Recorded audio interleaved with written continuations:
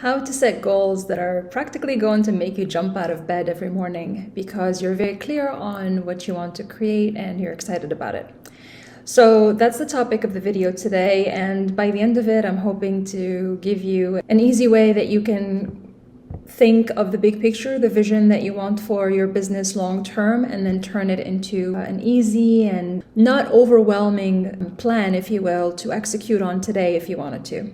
Because I know that the biggest thing for me in the past was I had a hard time defining what's the right balance, if you will, between pushing myself versus doing something that's reasonable and realistic, right? And if the goal is too big, as we know, it becomes overwhelming. And if it's too small, it's kind of like, it's not exciting, right?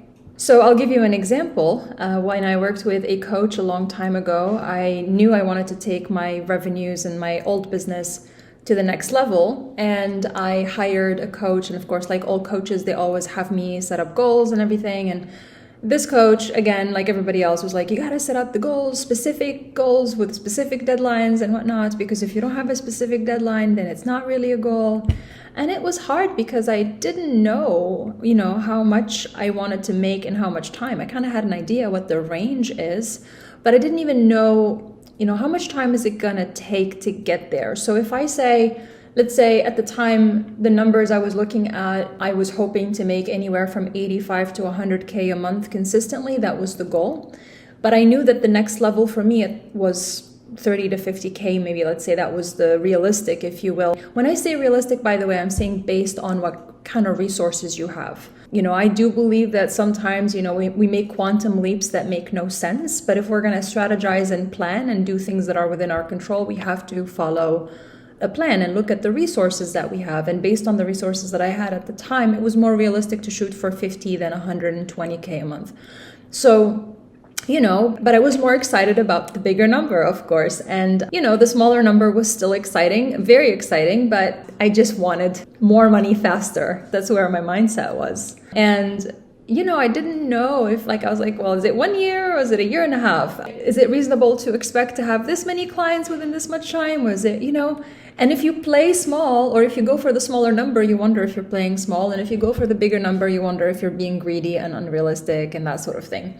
What I didn't understand at the time is that you are supposed to have some goals that you're failing at, right? We often think of goals as this thing that you're supposed to achieve, but that's not really the purpose of a goal. The purpose of the goal is to give you some direction, to give your energy some direction, and to motivate the ego to get out and do the work, because it's the ego that gets shit done.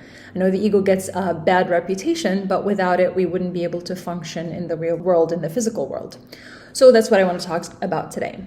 All right, first things first, if you're catching me for the first time, my name is Aliana and I'm founder at Brands Are Alive.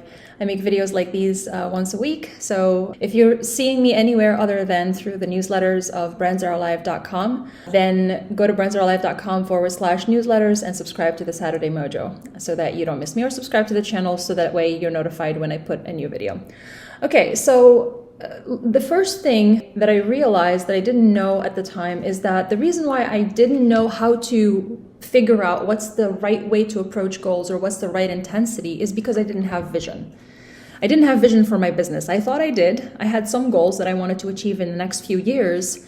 But what I didn't understand is that it's not normal for us as human beings to not think in a much longer term. We are supposed to think in decades, at least at this stage in our consciousness. I talk to people all the time who say things like, I can't do that, leave it to the billionaires, I have to worry about my survival. But what I learned is that the reason why you are in survival is because you're not thinking in long term, not the other way around. So as long as you continue thinking about what you don't want, and you continue thinking about how do I make sure that this business doesn't go to the ground, and how do I make sure, you're just focusing so much on the survival needs of the business, then you're not really opening up the door for having a vision. And vision isn't supposed to be this big grand thing. You don't have to have a big vision, an ambitious vision, if that's something that doesn't resonate with you. Like, you're not supposed to save the world or anything, but you should have a life theme, if you will, a vision for how you would like to see the business in 10, 20, 30 years. And for me, for Brands Are Alive, I've set it to 25 years. It's up to you. I would recommend at the very least 10 years. And you might say, well, I don't know what I want in 10 years. I can't even figure out the right goals for now. How do you want me to think about, what I want in 10 years or in 25 years? And again, this isn't about knowing exactly what you want. It's about creating a little bit of direction and a little bit of intentionality. So how I would do it, first of all, is I would brain dump all of the things that you desire to create in the next 10, 20, 30 years, and if the most you can think about is 10 years, that's okay. That's a good start. Okay. First step is just to have it listed.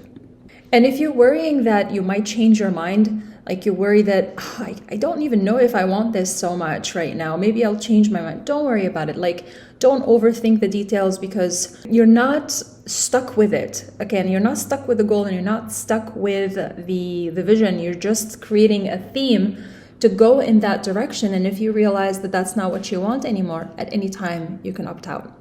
And you will not be lost time, because those would be lessons that you were supposed to learn along the way for the real deal, if you will.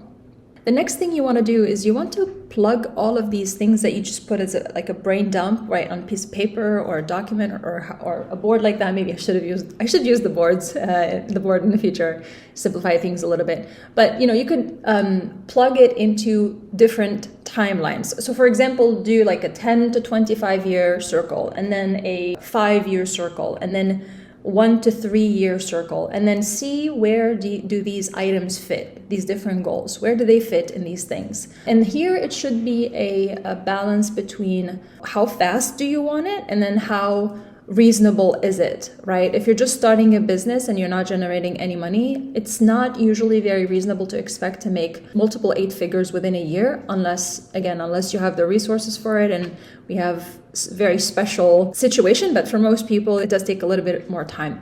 The thing is, we never know, right? And I'll talk a little bit more about time in a minute, but we never know with time, because with time, we can only estimate based on past experience. And if you're achieving a goal for the first time, you don't really know, because you don't have a point of reference. So you can only estimate based on similar situations, or even if you have achieved a goal in the past, unless you've done it multiple times, in which case you kind of get a feel for like, this project takes this long. But generally speaking, when you're pushing out of your comfort zone, you have no idea, or if you are not sure what it's going to take really to achieve something, because you're pushing yourself out of your comfort zone, then it's going to be hard to come up with a specific, timeline for it. I wish we could say this is exactly how long it's going to take, but that's not how it works. All right. And within those little or big goals that you have, that you've listed in these different sections, in the section that says, here's my 1 to 3 year kind of goals, you want to decide which of these milestones can you achieve in the next year.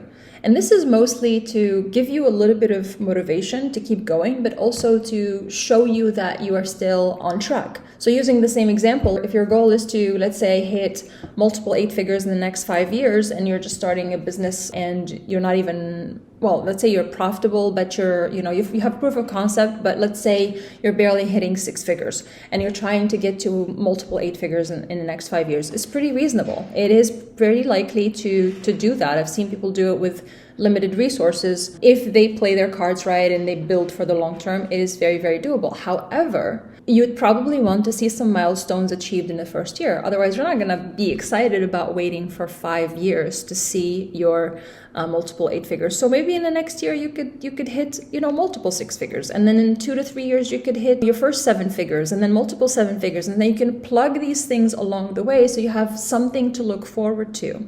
And you guys probably, especially if you've watched my other videos before, I talk a lot about intrinsic motivation and how important it is to have a business that's intrinsically rewarding.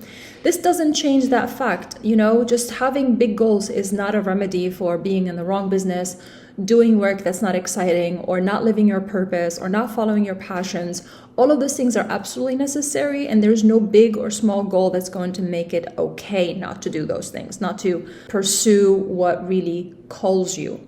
With that being said, even if you're in a business that you absolutely love, even if you are in a business where you are following your purpose, where you're following your passion, where you're doing work that's exciting and meaningful, it's still important to have goals, like I said, and it's still very motivating. So, but you just want to approach it the right way. You want to make sure that you're organizing these things and you're not letting yourself go crazy thinking that you have to do it all at once, okay? Or, oh my gosh, what I really want is multiple 8 figures, but I don't want to wait 5 years, so I guess I have to somehow make it happen in 2 years, right? And then you're like, oh, I don't have what it takes. I don't have a plan that I can believe in, right? So set up the milestones that you're planning to hit in the next year. But now the cool thing is that all of the goals and the plans that you have in place, they all fit together.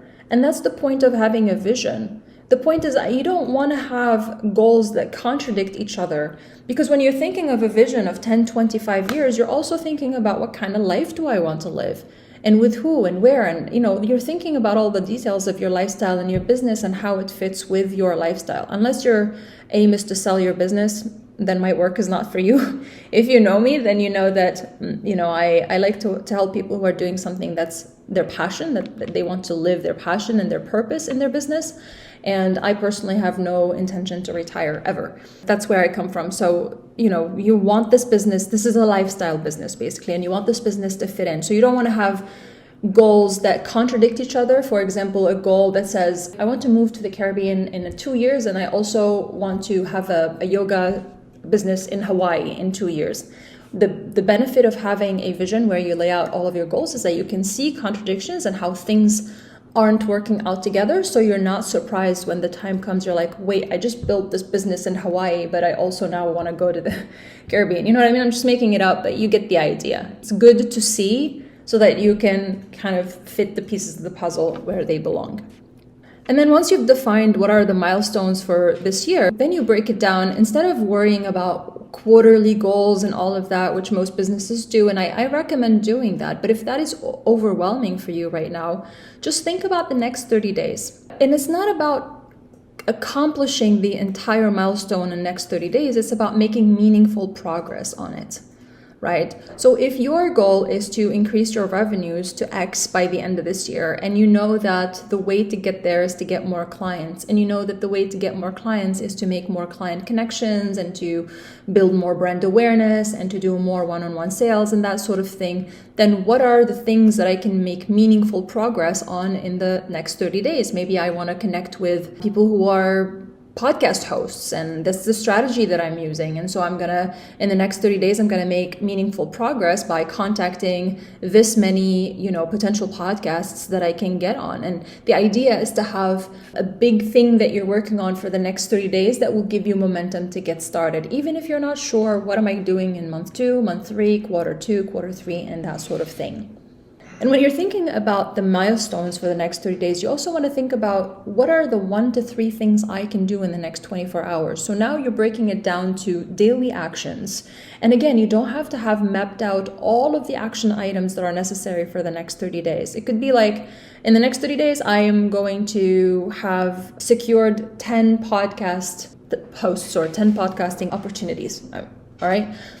So I don't know how exactly I'm going to do that, but in the first step, what I can do in the next 24 hours is maybe create a spreadsheet or something where I can, put all the podcasts that I'd like to get on, or do some research about the podcasts that are resonating with the kind of audience that I'm speaking to, and maybe shortlisting 50 potential podcasts or 20 potential podcasts or whatever. And maybe my task for the first few days is to shortlist 10 to 20 podcasts every day, and then I will do that for the first few days of the month, right? But you want to break it down to things that you can do within 1 to 4 hours every day, okay? Whether you're working on your business full-time or not, you have to break it down to tasks that are no more than 4 hours of deep focused work. And that's because I found, and it's not just me, there were tons of research done on this subject, the optimal time for people to be able to focus really is 90-minute increments, 4 times 4 increments of 90. So, you're looking at more than 4 hours, but I think if you set yourself up for 1 to 4 hours, it's a very reasonable thing, because generally speaking, it'll take you a little bit more time. So when you say, I'll get this done in an hour, you may or may not finish it in an hour, but then you're pushing yourself to not let the task take over and take so much time. You say, I'm going to do it in 1 hour. You find yourself doing it in an hour and a half. It's still pretty reasonable. You're not so tired that the quality of the execution is poor. So again, you're only focusing on what can I do in the next 24 hours. Like if you find yourself so lost, and this happened to me way earlier in my process with Brands Are Alive, because I had a lot of resistance, especially if you're going after something that you truly desire and you're afraid and you're way out of your comfort. If you have no idea, really just pick something. It could be even a 15-minute that gets you in the right direction. So in the next 24 hours, you can think of tasks that will fill 1 to 4 hours. Maybe the first step is to ask, how do I get on a podcast? If you have no idea how to do that. I think most of you listening to my videos, you're pretty seasoned, business people, but you get the idea, right? Like even if you have no idea what to do, maybe your first order or your first step is to figure out how to do the first step, right? And so budget time for that and just do that. Bottom line, you have to think in decades and act only in day-to-day compartments. So the action, the plan, the vision, the dream, the goals, the thinking about what do I want and what do I want to create, that's very, very long term. That's like 10 plus years. But what can I do? What can I work on? Only what can I work on today? If it's something I can do next year, you can put it somewhere in a back burner, but don't let it take any space in your mind, because you can't execute on it today.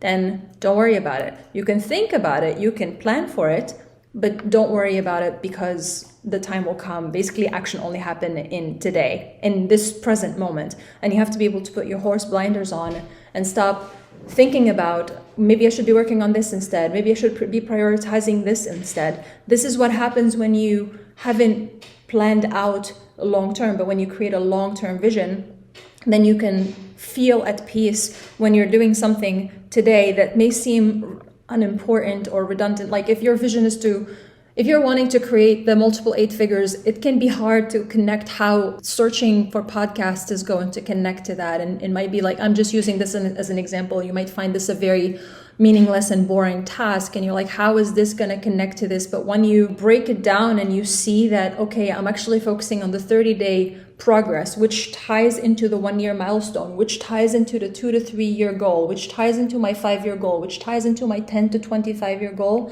Now your mind is at ease because it knows that there's a trajectory, there's a connection between all of these points. And how long it does end up taking you to achieve those big goals is not up to you. You have to be very, very, very lenient about the goal and reaching the goal. You have to be lenient about whether or not you succeed at reaching the goal, but very strict about showing up to do the work on a day-to-day basis. So where you really need to be rigid and strict and not show yourself too much leniency unless truly there is an emergency or something like that, is when you wake up in the morning and you have to work on those 1 to 4 hours of tasks that are crucial, that are going to move the needle. That's when you need to show up. That's when you need to be strict. And as long as you're putting in I hate to speak like I feel like a marketing bro. You're putting in the reps, right? As long as you're doing that every day, then you're good, then you're fine. Final note that I wanted to talk to you about is our connection with time when it comes to setting goals. Because when you think about it, at the end of the day, the biggest problem with setting goals isn't that the goals are unachievable, but it's that we want them to happen within a specific period of time. We try to force time to move faster, okay? We don't have respect for all the other parts that are not outside our control. And it's driven by the ego, and the ego gets a bad rep. And like I said, I don't want you to give the ego a bad rep or blame it, because it is one of our states of awareness, and it has to be involved in the decision making. I will make a video about how to make decisions with all of your states of awareness. So your mind, aka thinking, your emotions, your heart or your desires, your body, your intuition, and of course the ego, right? And there are other states of awareness that I may or may not be aware of. So the ego is involved in the decision making. And I talk a lot about having goals and desires that are linked to the heart. So your heart wants what it wants, right? It wants the desires, and not making decisions that are from ego. But what I actually mean is don't make decisions that are purely from ego. But the ego has to be taken into account when it comes to making decisions and goals. You have to please the ego. The ego is the one who is going to go out there and get things done. And so it has to be motivated, and it has to be healthy, it has to be taken care of by allowing it the space to have what it desires to. So if it wants money, if it wants glory, if it wants attention, if it wants recognition, we have to be aware of those things, those what we call like dark side or shadow. I don't necessarily think, unless they're judged and repressed, that's when they become problematic. But it's a very healthy thing for the ego to want those things, and it's okay. And we want our goals to integrate some of the things we truly desire, that the ego desires. But it's the ego that usually wants things to happen fast and wants them to be big. The ego wants to have multiple 8 figures yesterday, Your heart may desire all that abundance, but it's the ego that doesn't want to wait. We have to have respect for time, and we have to understand that quantum leaps can happen. I've seen it happen to me, and I've seen it happen to my clients too, where something happens and they see a jump that was completely unexpected, right? Something great, like it's one client I can think of, they grew from like less than 6 to multiple 8 figures in a year and a half. Amazing, right? They didn't have paid ads even, it was organic. So it can happen, but you can't really count on it. You know what I mean? So we have to let go of the deadlines, even though we set the deadlines, but we have to let go and be flexible about the deadlines and flexible about the time. So again, you can't make time move faster. All you can do is focus on what is necessary for you to do in order to achieve the result, and take into account your resources, and remember that you're just making estimates, right? It's not accurate. And I know it's hard, but you've got to let go of the end goal and of the date and just show up and do the work. And this is the hardest part, is to keep going even when you don't see results, which is why, like I said, you want to set those 30-day milestones or those 2-month milestones that you can make some progress on, so you can see some tangible results.